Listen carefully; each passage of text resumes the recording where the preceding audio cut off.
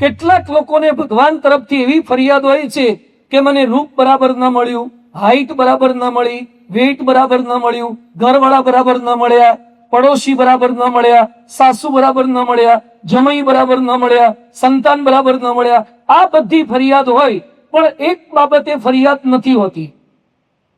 કોઈને એવી ફરિયાદ હોય છે કે ભગવાને મને બુદ્ધિ માપની ના આપી, ભગવાને મને ગાંડો બનાવ્યો, ભગવાને મને બુદ્ધિ ઓછી આપી. એવી કોઈ ફરિયાદ છે? લગભગ બધાને એમ જ છે કે ના, બુદ્ધિ તો માપની જ છે.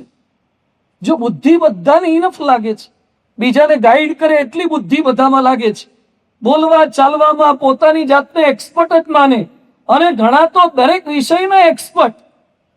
અમુક રાજકોટમાં હાલતા ચાલતા ગૂગલ હોય છે, મંદિરમાં હોય છે, અહીંયા આવે છે સભામાં, એની પાસે તમે ઉભા રહો ને એટલે દરેક બાબતમાં કોમેન્ટ આપે જ, દરેક બાબતમાં માર્ગદર્શન આપી જ જાય. રિયલ એસ્ટેટ હોય કે બાંધકામ, શેર બજાર હોય કે ટેરિફ, માર્કેટિંગ યાર્ડ હોય કે પેલું સટ્ટા બજાર હોય, લગ્ન હોય કે છૂટાછેડા, ઘર લેવાનું હોય કે વેચવાનું, અમેરિકાનો પ્રોબ્લેમ કહો કે અફઘાનિસ્તાનનો, એમાં એને સલાહ આપી જ હોય. એટલું એનું ડાપણ હોય છે ને કે બધી મને ખબર પડે. ડાપણ બોલવામાં નથી, ડાપણ શાંત રહેવામાં છે, પૂછે ત્યારે બોલવામાં છે. પોતાના સબ્જેક્ટ સિવાય, અને અમુક લોકો પોતાનો પ્રશ્ન લઈને અમારી પાસે આવે છે, સંતો પાસે, અથવા તો ફોન કરે કે સ્વામી મારે પ્રોબ્લેમ છે. તો અમુક લોકો પ્રોબ્લેમ કે ને તો પણ 20-20 મિનિટ સુધી બોલ બોલ કરે. પછી આપણે સમાધાન આપવા જઈએ એ કે એમ નહીં સ્વામી સાંભળો, એટલે પાછા 10 મિનિટ લગાવે. પછી આપણે કહીએ કે તમારી વાત મેં સાંભળી, હવે એક કામ કર. એમ નહીં સ્વામી, તમે પેલા સમજો. અડધો કલાક સુધી મેથી માર કરે, એને સમજવું જ નથી. અમને ખાલી ઉભરો ઠાલવો છે, તો પેલા થોડું 5 મિનિટ કે 10 મિનિટ બોલી લો, પછી હાથ જોડીને કહો કે સ્વામી કરીશ્ય વચનમ તવ. એ નહીં, ડાપણ જ છે. પ્રોબ્લેમ છે તો એ ડાપણ છે. સટ્ટામાં રૂપિયા હારી ગયો હોય ને આપણે કહીએ કે આવું કરાય, એ કે હું એકલો થોડો કરું છું, બધા હારી જાય છે. બોલો, આ ડાપણ પાછું. સટ્ટામાં પૈસા હારી જાય જંગલી રમીમાં, અને તો એ પાછો કે મેં કઈ ખોટું કર્યું નથી.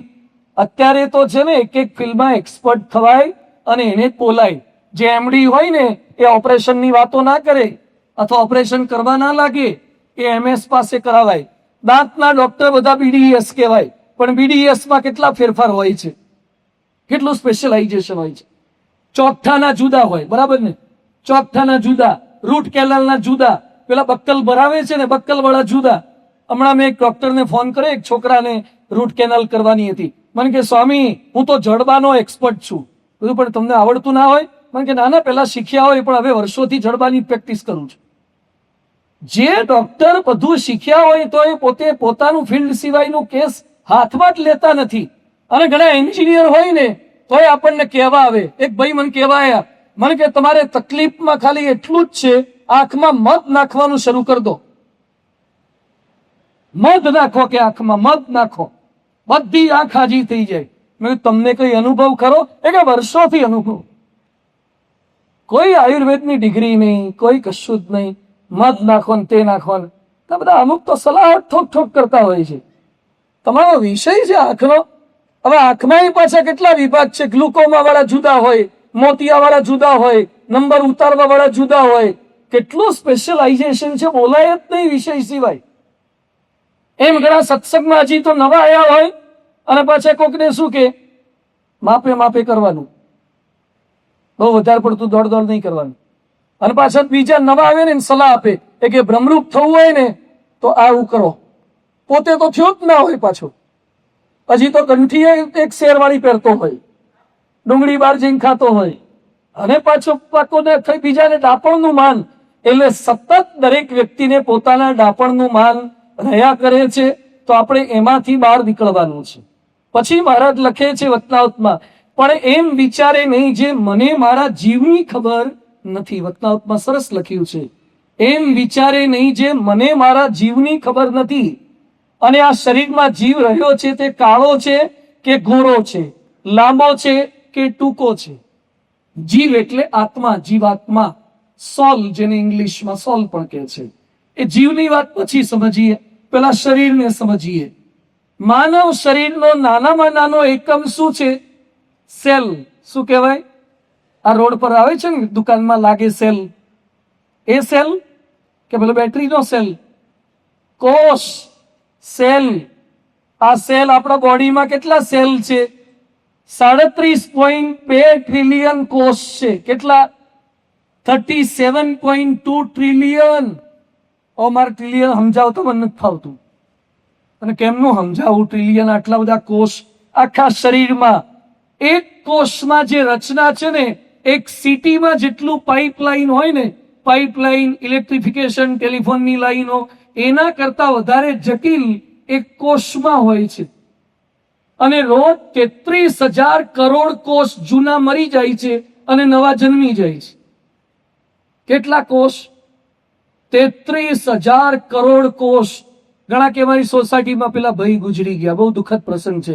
તારામાં 33,000 ગુજરી ગયા. 33,000 રોજ ગુજરી જાય છે.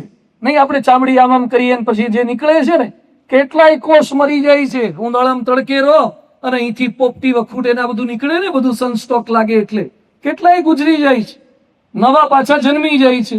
આ સમજાય છે કોષ? ડીએનએ સમજાય છે? ડીએનએ આ કેટલા કે ગુના કર્યા હોય ને પછી કયો ટેસ્ટ કરાવડાવે છે? DNA test. આ ડીએનએ માં છઠ્ઠી રેલી છે. શું રેલું છે? છઠ્ઠી. વૈવંચો આખો. વૈવંચામાં તો થોડી પેઢીનું જ બતાવે, આમાં તો ડીએનએ માં તો બધું જ કાઢી બતાવે. એની માં કોણ છે ને બાપ કોણ છે ને એની સાથે ડીએનએ અંદર બધું, એક એક સેલમાં ક્રોમોઝોમ આવે અને એમાં 46 પેર આવે. 23 × 46 થાય, 23 જોડ આવે. આવું બધું માનવ કોષની અંદર જીનોમની 3 બિલિયન જોડ આવે છે. આ બધું આ ડીએનએ સમજાય એવું નથી. કોણ સમજાઈ શકશે ડીએનએ? આ શરીરમાં 250 થી 350 હાંધા આવે છે. જો આ હાંધો છે, આ આંગળીનો હાંધો છે, પછી આ હાંધો છે, આ દેખાય, આ હાંધો છે, વચલો હાંધો છે, આ હાંધો છે, આ હાંધો છે, આ હાંધો છે, આ જુદા પ્રકારનો હાંધો. જો આમ જાય, નીચે લઈ જાવ, પછી વધારે લઈ જાવ, વટકાઈ જાય, પછી આ પાછો આમ જાય. આ કેટલા પ્રકારના હાંધા, એટલા વાંધા. પણ કેટલા અદભુત હાંધા કર્યા છે, કેટલા અદભુત હાંધા. એકાદ વાર ફ્રેક્ચર થાય, પ્લેટ મૂકવી પડે ને પછી ખબર પડે કે હાંધા કેવા બનાયા છે. એક પ્લેટ મૂકે ને ત્યારે ખબર પડે. ઘણા શું કે બહુ નથી, ખાલી હેર ક્રેક છે, વ્હીલચેરમાં બેહતા થઈ ગયા. હેર ક્રેક, હેર ક્રેક આવી જાય, એક સેટ મસ્ક્યુલર ટોન થઈ જાય ને, અઘરું છે આ બધું. અંદર ભગવાન સેટ ફેરફાર કરી નાખે ને, બધું એ હાંધા છે.